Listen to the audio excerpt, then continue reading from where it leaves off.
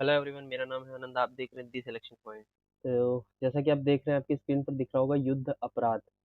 तो युद्ध अपराध क्या होता है, इसका मतलब क्या होता है, क्या इससे निष्कर्ष निकल कर आता है, वर्तमान में ये जो युद्ध अपराध शब्द है ये क्यों चर्चा में है, इन सारी बातों के क्वेश्चन का आंसर हमें इस वीडियो में मिलने वाला है। और फाइनली लास्ट में यूपी पीसीएस या स्टेट पीसीएस के जो भी लोग संबंधित हैं उनके लिए क्वेश्चन ड्रॉप किया हुआ है। उस क्वेश्चन को आपको अटेम्प्ट करना है और उसका आंसर कमेंट सेक्शन में राइट करना है। तो चलिए टाइम वेस्ट नहीं करते हुए शुरू करते हैं टॉपिक को और समझ लेते हैं युद्ध अपराध क्या है। तो पहले जैसे लिखा हुआ है युद्ध अपराध, तो इस टर्म को समझने की कोशिश करते हैं। युद्ध अपराध मतलब युद्ध के टाइम पर जो अपराध किया गया होगा वो युद्ध अपराध होगा। तो क्या ये किसी भी युद्ध के टाइम पर अगर कोई अपराध होता है तो युद्ध के टाइम पर जो चीजें चल रही होती हैं वो तो एक तरीके से देखा जाए तो युद्ध का पार्ट होती हैं। जैसे युद्ध में सैनिक ने किसी को मार दिया तो ये तो पार्ट ऑफ वॉर है, तो ये अपराध कैसे होगा, इसके बारे में अपराध की श्रेणी कब शुरू हो जाती है, अगर कोई सैनिक किसी को मार रहा है तो वो कब अपराध माना जाएगा कब नहीं माना जाएगा, इसी को युद्ध अपराध कहते हैं। तो वर्तमान में चर्चा में क्यों है ये लास्ट में पता चलेगा। तो पहली लाइन देखिए, जैसे लिखा है, संयुक्त राष्ट्र के अनुसार युद्ध अपराध अंतर्राष्ट्रीय या घरेलू सशस्त्र संघर्ष के दौरान नागरिकों या शत्रु लड़ाकों के खिलाफ किए जाने वाले अंतर्राष्ट्रीय कानूनों का गंभीर उल्लंघन होता है। मतलब युद्ध अपराध के भी कुछ नियम, युद्ध के भी कुछ नियम होते हैं। जैसे आप किसी सिविलियन को नहीं मारेंगे, जानबूझकर आप किसी भी नागरिक को नहीं मारेंगे, ठीक है ना। आप सैनिक हैं तो आप सैनिक सैनिक लड़ेंगे, बीच में आप किसी नागरिक को नहीं मार सकते। ऐसे करके बहुत सारे कुछ कंडीशंस होती हैं जो फॉलो करनी होती हैं युद्ध के दौरान। दूसरा है नरसंहार और मानवता के खिलाफ अपराधों के विपरीत युद्ध अपराध को सशस्त्र संघर्ष के दौरान किए जाने वाले अपराधों को शामिल किया जाता है। तो नरसंहार और मानवता के खिलाफ मतलब मानवता के अगेंस्ट नहीं जाना है। आप युद्ध लड़ने आए हैं, आप युद्ध लड़िए, लेकिन उसमें किसी भी प्रकार के ह्यूमन राइट्स को वोलेशन नहीं होना चाहिए। नागरिकों के जो अधिकार होते हैं, मतलब डायरेक्टली अगर देखा जाए तो दोनों लाइनों का मीनिंग एक ही निकलता है कि आप किसी भी उस इंसान को नहीं मारेंगे जिसकी गलती नहीं है। हाँ, एक्सीडेंटल अगर मर जाता है तो यहाँ पर वो युद्ध अपराध में काउंट नहीं होता है। तो युद्ध अपराध के लिए एक कन्वेंशन है जिसे हम जिनेवा कन्वेंशन कहते हैं, ठीक है ना। ये क्या होता है, इस कन्वेंशन के तहत ही सब डिसाइड किया जाता है कि कौन युद्ध अपराध की श्रेणी में आएगा और कौन नहीं आएगा। तो जरा इस कन्वेंशन को एक बार ठीक से देखो, ठीक है। प्रीलिम्स के क्वेश्चन यहीं से बनते हैं।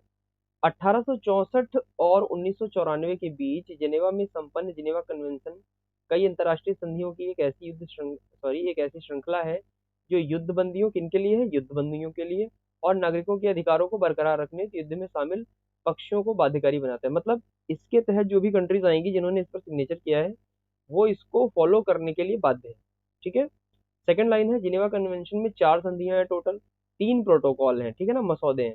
तो 4 संधियां हैं, 3 प्रोटोकॉल हैं, जिनका मकसद युद्ध के वक्त मानवीय मूल्यों को बनाए रखना है। इसमें यह बताया गया है कि युद्ध के दौरान भी आपको मानव मूल्यों को खोना नहीं है। आप युद्ध करिए वो अलग चीज है, लेकिन मानव मूल्यों का ह्रास नहीं होना चाहिए। तो दुनिया के सारे देशों ने इस पर साइन कर रखा है, पहली चीज आप ये दिमाग में बिठा लो, कोई भी इससे बाहर नहीं है। अगर वर्ल्ड पर कोई मैप है तो वो इस कन्वेंशन पर हस्ताक्षर कर चुका है, पहली चीज। अगली लाइन है, चौथे जिनेवा कन्वेंशन के अनुच्छेद 147 इंपॉर्टेंट आर्टिकल है, इसे हम याद रखेंगे, हो सकता है प्रीलिम्स में पूछ लिया जाए। में युद्ध अपराधों को जानबूझकर अत्यंत पीड़ा पहुंचाने या शरीर या स्वास्थ्य पर गंभीर चोट पहुंचाने, गैर कानूनी रूप से निर्वासन या स्थानांतरित करने, बंधक बनाने, गैर कानूनी रूप से कैद करने और व्यापक स्तर पर विनाश करने, परिसंपत्तियों पर कब्जा करने सहित जानबूझकर हत्याएं, यातना, अन्य अमानवीय तरीकों और सैन्य जरूरतों के तहत तर्कसंगत जानबूझकर निर्दयता पूर्वक किए जाने वाले कार्यों के रूप में परिभाषित किया गया है। मतलब इतने सब काम, जैसे आपने जानबूझकर बंधक बना लिया, किसी को जानबूझकर मार दिया, शरीर को यातना दे रहे हैं उसकी, या निर्दयता पूर्वक आपने उसको बंधक बनाया, हाथ पैर काट दिए, ये सारे के सारे जिनेवा कन्वेंशन में आते हैं और ये सब आप नहीं कर सकते। इसके लिए आप बाध्यकारी हैं, चाहे युद्ध कितना भी विशाल चल रहा हो। टर्म बार बार युद्ध युद्ध क्यों यूज हो रहा है, क्योंकि वर्तमान समय में एक आपको पता ही है युद्ध चल रहा है रूस और यूक्रेन के बीच में, ठीक है ना। उसी को लेकर ये बार बार टर्म आ रहा है। अगली लाइन देखेंगे, यदि मतलब युद्ध अपराध, अगर अगर मान लीजिए किसी देश पर यह आरोप लगाया गया कि उसने युद्ध अपराध किया है तो फिर उसको साबित करने की प्रक्रिया क्या है, इसको भी समझ लेते हैं। तो यदि अभियोजकों द्वारा इस बात पर यकीन करने के लिए उचित आधार प्रस्तुत किए जाए, मतलब आप साक्ष्य प्रस्तुत कर दो कि संबंधित क्षेत्र में युद्ध अपराध हुआ है, अंतर्राष्ट्रीय आपराधिक न्यायालय द्वारा गिरफ्तारी वारंट जारी किए जाएंगे। अगर आप साबित कर देते हैं तो जिसके खिलाफ आपने ये आरोप लगाए हैं उसके खिलाफ वारंट जारी किया जाएगा, बिल्कुल जैसे इंसानों को ट्रीट किया जाता है अपराध करने पर वैसे ही ट्रीट किया जाएगा इस कन्वेंशन के अंतर्गत।